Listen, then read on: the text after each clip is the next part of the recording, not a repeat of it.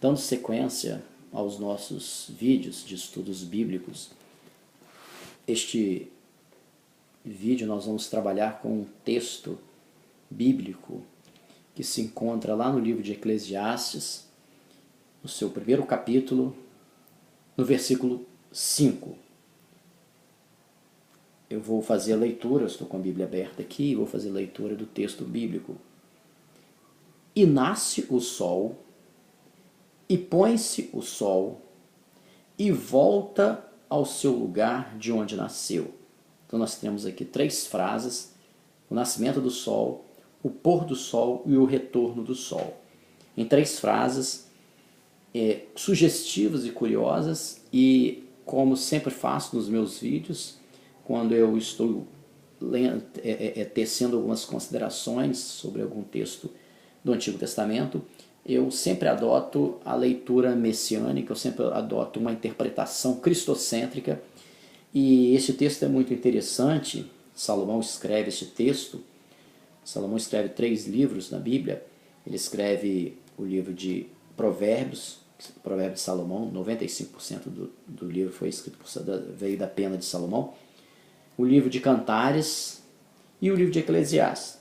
E é interessante que é curioso, porque nós vamos trazer aqui essa leitura cristocêntrica, como nós já dissemos. E nasce o sol. Se nós abrirmos lá no livro de Malaquias, que é o último livro do Antigo Testamento, Malaquias, o último livro do Antigo Testamento, no seu capítulo 4, versículo 2, diz o seguinte: mas para vós que temeis o meu nome, nascerá o sol da justiça.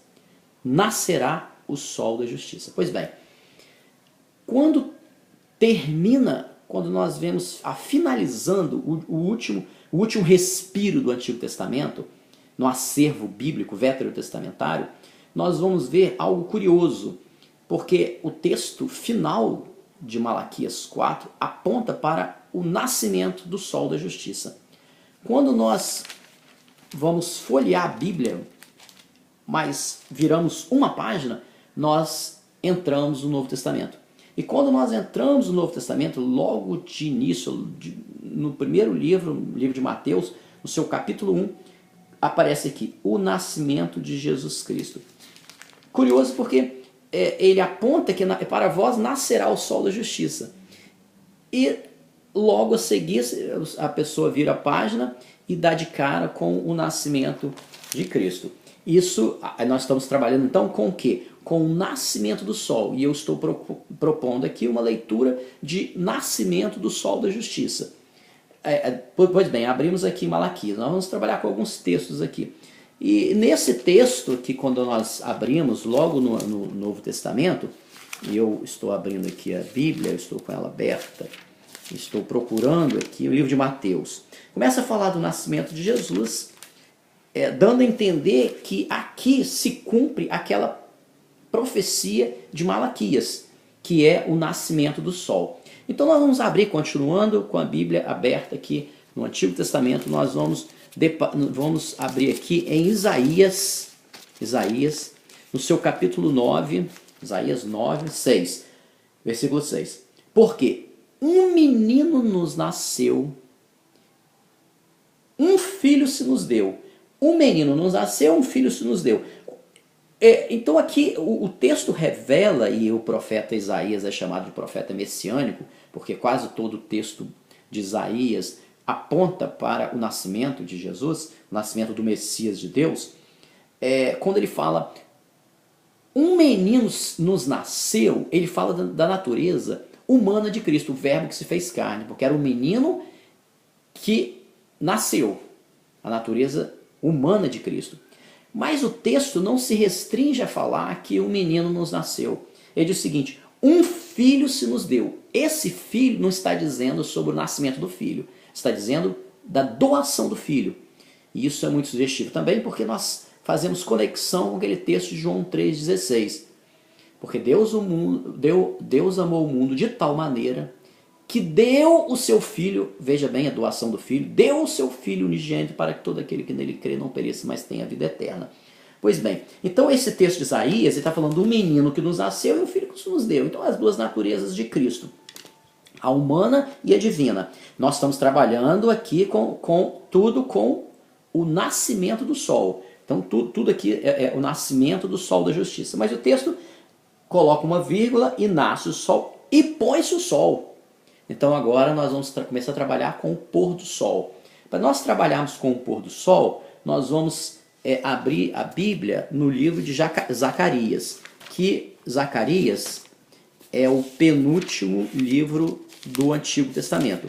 Malaquias é o último e Zacarias é o penúltimo. Então nós vamos trabalhar aqui com Zacarias, capítulo 13, versículo 7. Ó espada, ergue-te contra o meu pastor e contra o varão que é o meu companheiro, diz o Senhor dos Exércitos. Então Deus está falando aqui. Ó espada, ergue-te contra o meu pastor, o pastor aqui está em letra maiúscula, e contra o varão que é o meu companheiro, diz o Senhor dos Exércitos. Fere o pastor e espalhar-se as ovelhas, mas volverei a minha mão para os pequenos.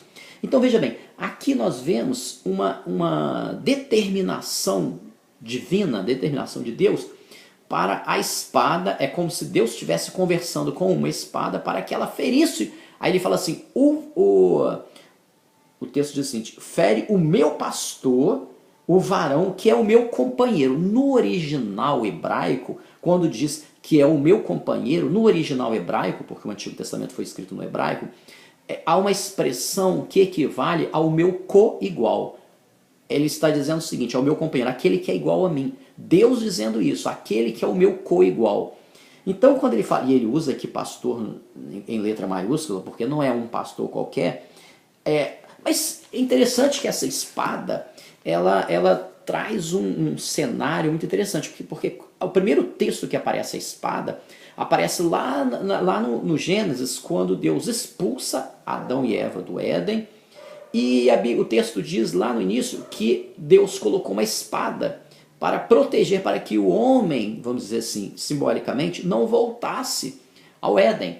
Então havia uma espada que ela circulava, uma espada dinâmica. E agora essa espada volta em Zacarias, na profecia de Zacarias, dizendo o seguinte, Deus dizendo, ergue-te a espada, e aquela espada lá do Gênesis, e fere o meu pastor. Então aquela espada original, ela vai ferir o meu pastor, e o que vai acontecer com as ovelhas? Elas vão se espalhar. Foi o que aconteceu na morte de Cristo. O pôr do sol da justiça, que era, na verdade, o cenário do Calvário.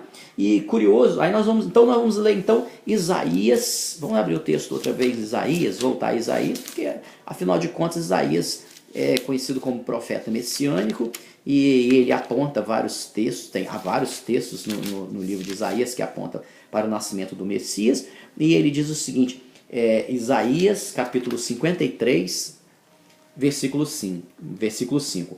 Mas ele foi ferido, olha o pastor ferido aqui, mas ele foi ferido pelas nossas transgressões e moído pelas nossas iniquidades.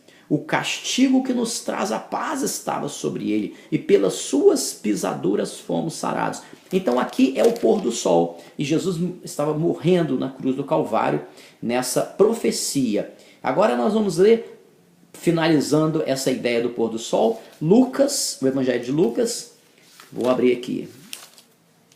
Lucas, que é o terceiro evangelho. Vamos trabalhar aqui com Lucas, em seu capítulo 23. Em seu capítulo 23. Em seu capítulo 23, versículo 45 e 46. Lucas 23, 45 e 46. Olha só que fato interessante. Nós estamos na crucificação de Jesus, aqui o texto.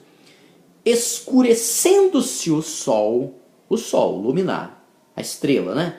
Escurecendo-se o sol, rasgou-se ao meio o véu do templo, e clamando Jesus com grande voz, disse, Pai, nas tuas mãos entrego o meu espírito. E havendo dito isso, suspirou. Então o texto fala de o escurecimento, a escuridão do sol. Enquanto Jesus estava morrendo na cruz do Calvário, o sol se escureceu. Então o sol da justiça se pondo, e o sol luminar, astro, estava escurecendo, como se estivesse se curvando diante da morte do sol da justiça. E aí cumpre essa ideia, essa profética do texto de Eclesiastes.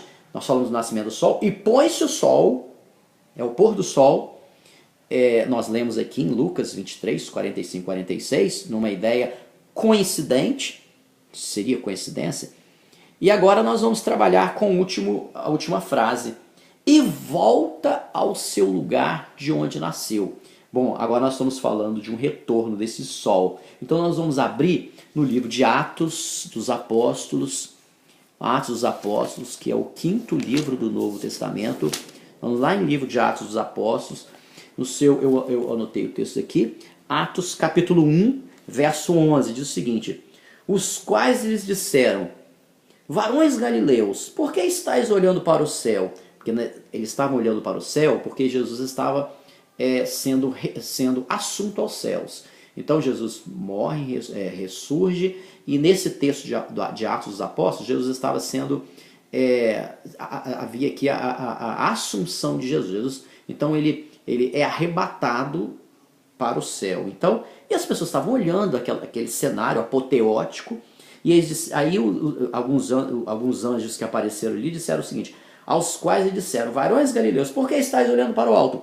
Esse Jesus, que dentre vós foi recebido em cima do céu, há de vir, assim como para o céu o viste subir. Então, aqueles anjos disseram o seguinte: olha, esse Jesus que está subindo, ele vai voltar. Ele vai voltar para buscar a sua igreja. Então, está falando o quê? Do retorno do sol. Então, nós vamos olhar, mais adiante, depois de Eclesiastes, o primeiro livro após Eclesiastes, nós vamos dar de cara aqui com Cantares. Cantares de Salomão, grande parte das pessoas fazem uma leitura epidérmica, superficial. Entendem que o livro é meramente um livro poético, que escapuliu, entrou na Bíblia como um livro poético, etc. Mas como nós fazemos a leitura da Bíblia sempre cristocêntrica, pelo menos essa é a minha linha, eu não vejo Cantares como um livro qualquer. Inclusive o original, quando Cantares era lido lá com os judeus, havia uma leitura simbólica, havia uma leitura de um relacionamento de Jeová com Israel. Então nós vamos trazer isso para o cristianismo e fazer uma leitura de Jesus com a igreja. Quando Paulo fala assim: pensai nas coisas que são do alto, não nas coisas que são daqui de baixo.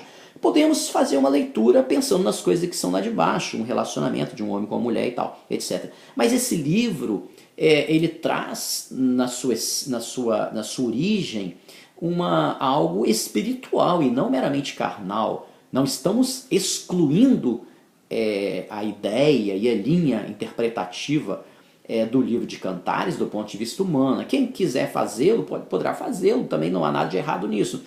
Mas há algo mais sublime do que essa interpretação simplesmente carnal do livro de Cantares. Então, trabalhando com o livro de Cantares, no seu capítulo 8, que é o último capítulo do livro de Cantares, no versículo 14, nós vamos deparar com um texto muito interessante.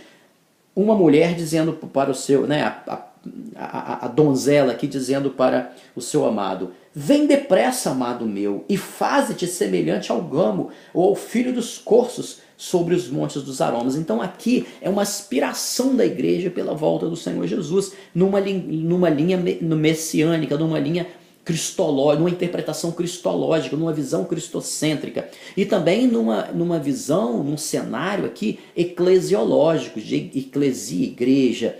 Então nós vamos, para finalizar, nós vamos ler aqui Apocalipse, que é o último livro da Bíblia.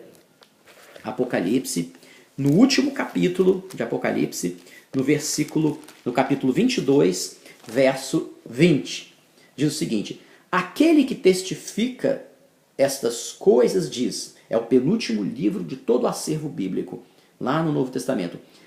Aquele que testifica estas coisas diz: certamente cedo venho. Amém. Ora vem, Senhor Jesus. Então, nós finalizamos aqui este estudo num pequeno e singelo texto de Eclesiastes: nasce o sol e põe-se o sol e volta ao seu lugar de onde nasceu. É exatamente todo esse percurso do sol, o nascimento, o pôr do sol, o nascimento de Jesus, o pôr do sol no Calvário, e o arrebatamento e a volta do Senhor Jesus para buscar a sua igreja.